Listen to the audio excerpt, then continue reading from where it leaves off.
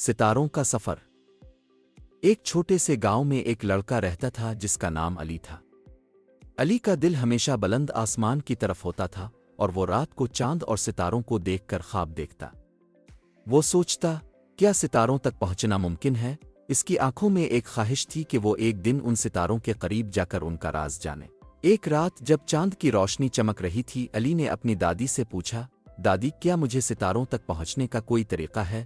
دادی مسکرا کر بولی، بیٹے تمہیں صرف خوابوں میں ہی ستاروں تک پہنچنے کا موقع مل سکتا ہے، لیکن اگر تمہاری محنت اور عزم مضبوط ہو تو زندگی میں بہت کچھ حاصل کیا جا سکتا ہے۔ علی نے دل میں یہ عہد کیا کہ وہ محنت کرے گا اور اپنے خوابوں کو حقیقت میں بدلے گا۔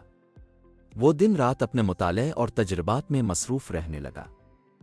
اس نے ستاروں کے بارے میں بہت کچھ پڑھا اور آسمان کی سائنس میں دلچسپی لینا شروع کی۔ ایک دن ایک مقامی سائنس فیسٹیول میں علی نے اپنی محنت کا پھل پایا۔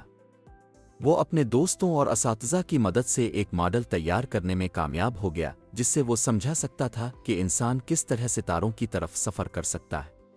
علی نے سیکھا کہ حقیقت میں ستاروں تک پہنچنا نہ صرف خوابوں میں ممکن ہوتا ہے، بلکہ محنت، عزم اور حوصلے سے انسان کوئی بھی خواب حقیقت میں بدل سکتا ہے۔